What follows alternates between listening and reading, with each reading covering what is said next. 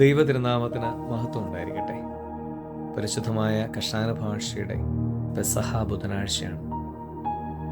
നമ്മുടെ ഈ പരിശുദ്ധ നോമ്പിലൂടെയുള്ള യാത്ര അതിൻ്റെ അവസാന സമയത്ത് എത്തിയിരിക്കുമ്പോൾ നമുക്കൊന്ന് സ്വയം പരിശോധിക്കാം.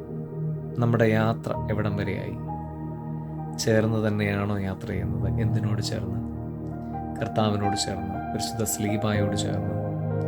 നമുക്കറിയാം, പാതി നോമ്പിൽ ദേവാലയത്തിന് മധ്യത്തിൽ സ്ഥാപിക്കുന്ന ഗോകുൽത്ത ഇപ്പോൾ അത് നമ്മുടെ ഐക്യല വരെ എത്തിയിരിക്കുകയാണ്. ഇപ്പോൾ മധ്യത്തിലല്ല, അതിൻ്റെ നിറം മാറി.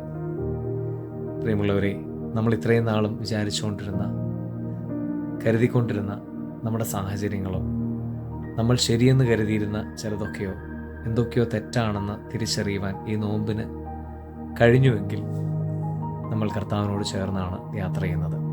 സ്ലീബായോട് ചേർന്നാണ് നമ്മൾ യാത്ര ചെയ്യുന്നത്. ഈ ഐക്യല വരെ എത്തിയിരിക്കുന്ന, അതിപരിശുദ്ധ സ്ഥലത്തിൻ്റെ അടുത്ത് വരെ എത്തിയിരിക്കുന്ന ആ സ്ലീബ നമ്മളെയും കൂടെയാണ് കൊണ്ടുപോകുന്നത്. എങ്കിൽ ആ യഥാർത്ഥ കറപ്പിൻ്റെ, അനുതാപത്തിൻ്റെ അനുഭവം നമ്മളിലും ഉണ്ടായിട്ടുണ്ട്. കാരണം നമ്മൾ ശരിയെന്ന് വിചാരിച്ച ചില കളറുകളൊക്കെ